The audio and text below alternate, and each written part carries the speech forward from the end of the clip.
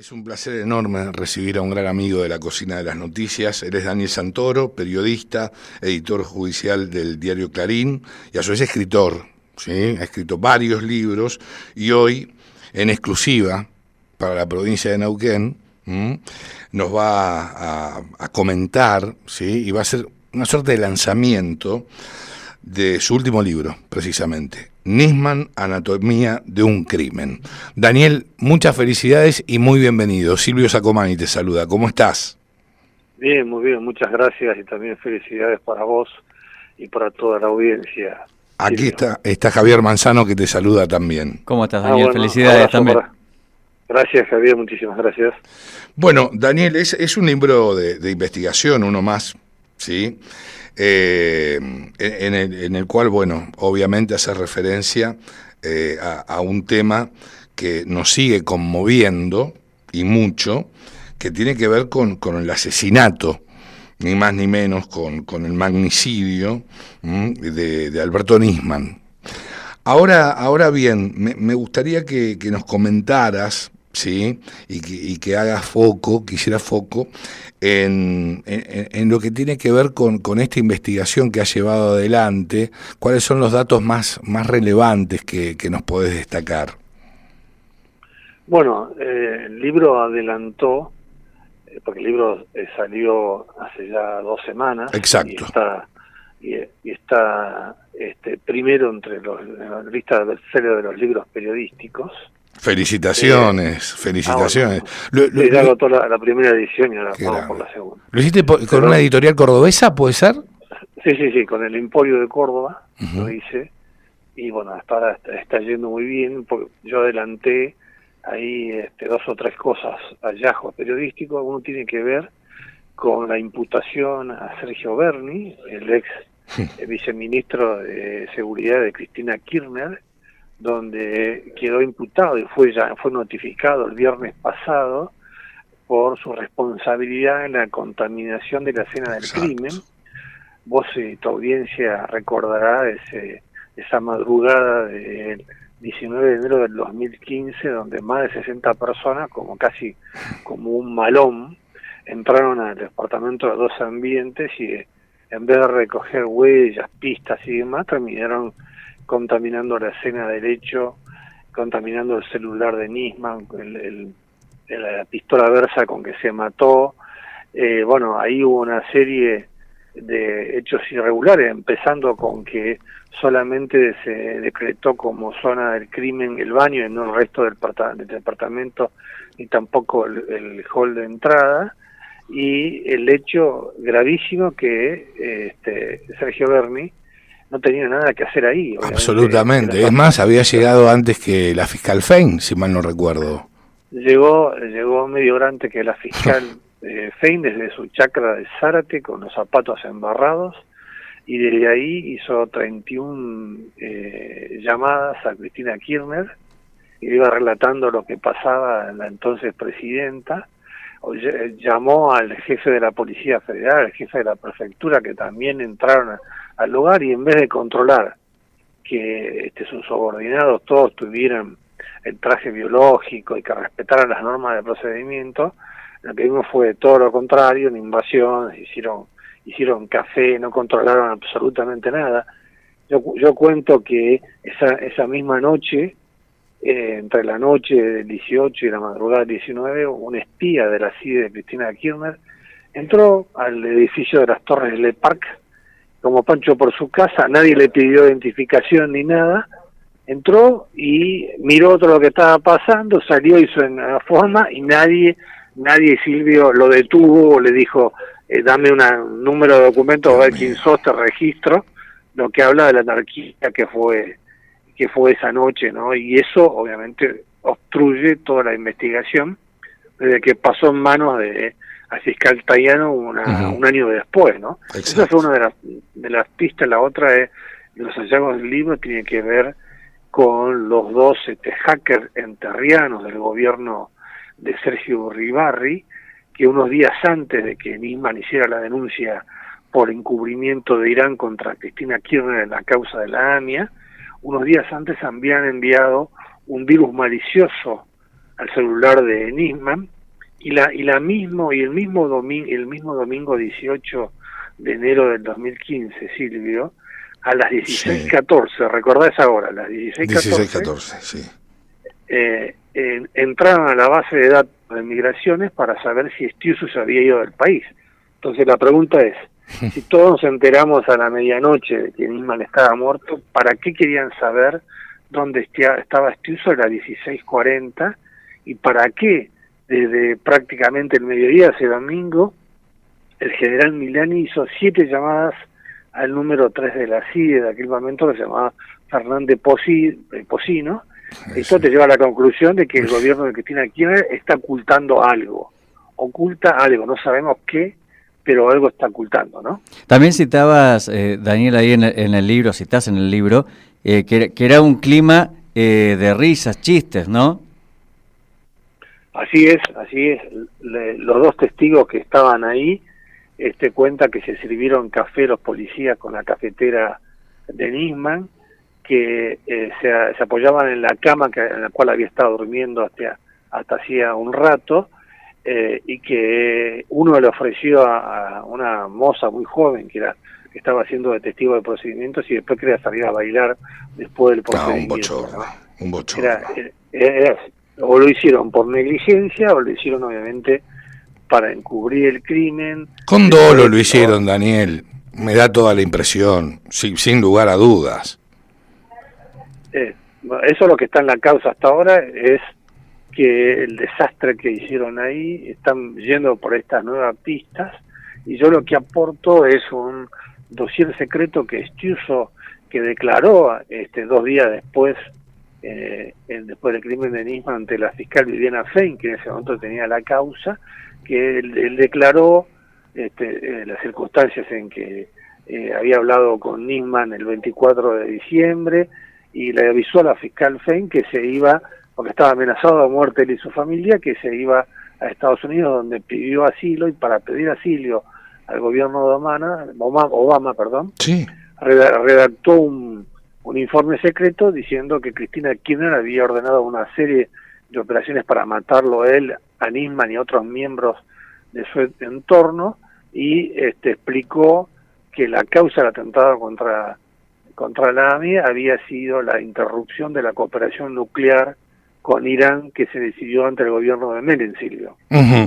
Ahora bien, yo lo que te quiero consultar en este caso es lo siguiente.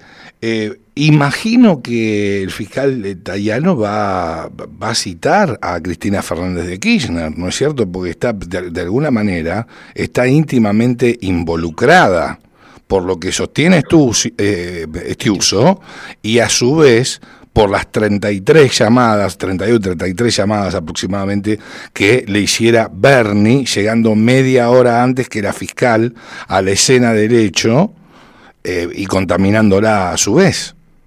Me parece que no,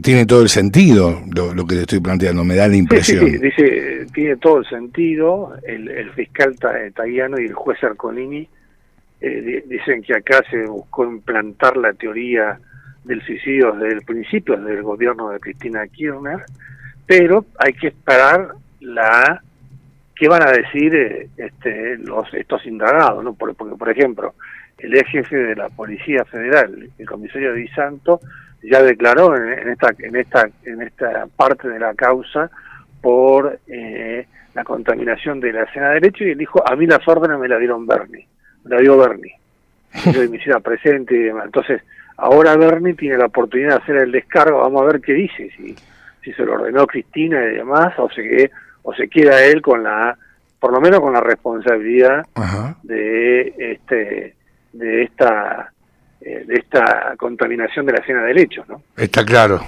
Ahora, Daniel, en la distancia, ¿no? En el tiempo, ¿cómo ves o cómo interpretás la carta que leyó la presidenta, ¿no? Al día siguiente de conocida la muerte de Nisman? Bueno, primero que los presidentes no tienen que intervenir en las causas judiciales, ¿no? No, para nada. No, porque es involucrarse en otro poder, claro. Claro, Entonces, y acá lo raro que en la semana después del crimen intervino 2 veces, primero hablando confusamente de que había sido un asesinato, y después mandó a todo el gobierno a instalar la teoría del suicidio. Aníbal Fernández empezó a operar en los medios de comunicación. La ciudad de Buenos Aires apareció empapelada con una foto privada de Nisman que se veía con una de sus novias en la playa de Cancún, pese a que el teléfono estaba bajo secreto de sumario en la causa que tenía la fiscal Fein, y los medios de comunicación... Una fiscal militante, convengamos. Una fiscal militante que cuando fue la pandemia, vos recordarás... ¿Te acordás la B de Viva Perón, no es cierto? Se dio la vacuna y hizo la B peronista y agradeció al presidente Alberto Fernández, se sacó la máscara después de haber estado un año perdiendo tiempo, que fue el año más importante para recolectar pruebas. La misma fiscal que, por ejemplo, desmintió una nota que publiqué yo en Clarín unos días después del crimen, junto con Nicolás Wiñaski, donde decimos que Nisman había redactado un preproyecto de requerimiento de instrucción, donde no solo pedía la indagatoria de Cristina Kirchner por encubrir a Irán, sino que pedía la detención inmediata. Y eso se ve que el fiscal finalmente desistió, hizo un bollo, lo tiró al tacho de basura, pero la fiscal sacó un comunicado desmintiendo, no, Capitanich, vos te acordarás, de una conferencia de prensa y al mejor estilo del expresidente de Ecuador, Rafael Correa. Rompió el diario Clarín. Claro, ¿no? Una actitud de una violencia verbal enorme. Bueno, esa es la fiscal Viviana Fein, que lo que debería haber hecho al principio es declararse incompetente, porque ella es del fuero penal ordinario, pasarlo a la justicia federal o decir, mire, esto me sobrepasa, nombren un equipo de fiscales para investigar un caso complejo, ¿no? Claro, por supuesto. También, Daniel, contás, si mal no leí, que al mejor estilo Susana Jiménez, Cristina le revolea un libro a Estiuso, ¿puede ser? Sí, la primera vez que se conocieron, porque Estiuso había sido nombrado por Néstor Kirchner como auxiliar de la justicia, auxiliar de la CIDE en la investigación del atentado contra la AMIA. Y Cristina, ya en esa época, estamos hablando de 2003, 2004, cuando ella era senadora, empezó a hablar que en realidad los autores intelectuales no era Irán, sino que era Siria, ¿no? Claro, sí. Hago un paréntesis. Apenas se murió Néstor en el 2010, ¿no? Lo mandó a Timerman a negociar con los iraníes. ¿Dónde? En Siria. En Siria, con la mediación de quién? De los sirios, esa que decía que los autores eran los sirios. Bueno, ahora vuelvo al 2003-2004, existe la comisión bicameral del Congreso de seguimiento de los atentados, y ahí Estiuso fue a explicar en un pizarrón cómo eran las conexiones del grupo del Hezbollah que cometió el atentado. Hezbollah, Irán, financiado por Irán financiando también y apoyando al gobierno de facto de Bashar al-Assad, de Siria. No son datos menores. Exactamente. Bueno, le estaba haciendo la escena que le estaba haciendo ese cuadrito, y Cristina le tiró un libro que le pegó en la espalda. Era el libro del ex secretario al letrado del juez Galeano, el primero que tenía la causa, llamado Lifchitz, que está acusado de haber robado el video donde se habla de un supuesto pago al vendedor de la camioneta usada como coche bomba de Carlos Pirellín. Y Estiuso se dio vuelta y le dijo, yo no leo boludeces, ¿no? Esa es la escena que cuenta. Qué lindo. Ahí tenés un buen lector con detalles y todo al lado. Sí, se lo ve. Ahora, el fiscal Tayano, entiendo que, y bueno, de hecho, lo haces hincapié en un artículo que escribiste en Clarín, donde, insisto, el fiscal Tayano, tengo un quilombo con los nombres, Daniel, también, con tanto, digamos, tanta complejidad en todo el tema de Nisman, ¿no es cierto? Te decía que el fiscal Tayano le hizo un pedido al gobierno para levantar el secreto sobre los espías inorgánicos de la CIDE y del ejército, y el gobierno lo aceptó. Ya se tomó la decisión política el viernes pasado, lo confirman altas fuentes de la Casa de Gobierno. Ahora tienen que decidir cómo instrumentarlo, porque para que se den en los nombres de los inorgánicos, es decir, los que no son agentes de planta o que son buches, lo tiene que autorizar el presidente para que no se viole la ley de inteligencia.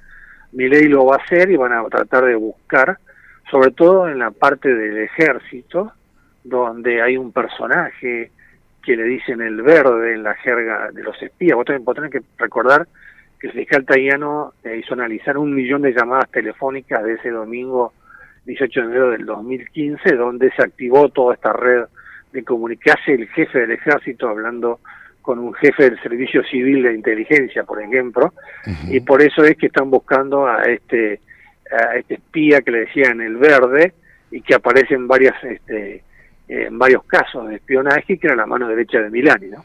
Exactamente. Bueno, también contás, ¿no?, ahí que la llegada de Alberto Fernández, bueno, es una gran jugada para que Cristina siga teniendo esa impunidad, ¿no?, en el caso, tratando justamente de que con la primer ministra de Seguridad, ¿no?, se anulara el peritaje del caso. Sí, bueno, eso ya una parte lo había contado en mi libro, el anteúltimo, que era la batalla final de Cristina. Sí. Porque Cristina puso en marcha como vicepresidenta 100 medidas, 100 proyectos de ley o leyes para tratar de romper la justicia, cosa que no pudo hacerlo. Ella se quedó con la interventora de la CIDE, que era Cristina Camaño, y entonces buscó de todas formas sacarse de encima estas causas y seguir con su impunidad, hasta que hace 3 semanas atrás la Corte ordenó que se investigue la denuncia de Nisman, que se investigue la denuncia por el pacto con Irán. Entonces se le va a hacer el juicio oral a ella, a Larroque, a Delía, a Zanini, que es senador nacional por Neuquén. Se lo va a hacer a fines del año que viene, después va a empezar, después de las elecciones legislativas, ¿no? El amigo Parrilli. Parrilli, Dios mío. Bueno, Parrilli era, en la denuncia de Nisman, Parrilli era el nexo con la llamada diplomacia paralela, porque mientras Timerman se reunía con el canciller iraní, Delía, Esteche, líder de Quebracho, y sobre todo Jorge Yusuf Khalil, que es el referente iraní en la Argentina, con el que hablaba habitualmente Delía, precisamente. Hablaba de Lía, hablaba con Esteche, hablaba con el espía inorgánico Bogado y demás, y eran los que hicieron la primera idea, el primer bosquejo de el memorándum de entendimiento con Irán, y eso lo tenían redactado desde hacía muchos meses antes de que empezara la negociación con Timerman, y eran los que se reunían con Parrilli. Eso está demostrado por el cruce de las llamadas telefónicas en la Casa Rosada con Julio De Vido, porque querían, después de que se aprobara este tratado y que se pusiera en marcha, querían empezar a comerciar nuevamente con Irán e intercambiar granos por petróleo o granos por armas, ¿no? Sí, exactamente. Daniel, te agradecemos mucho por tu tiempo y te queremos dejar el micrófono abierto para que invites a nuestros oyentes a que se hagan de tu libro Nisman, Anatomía, bien digo, de un crimen.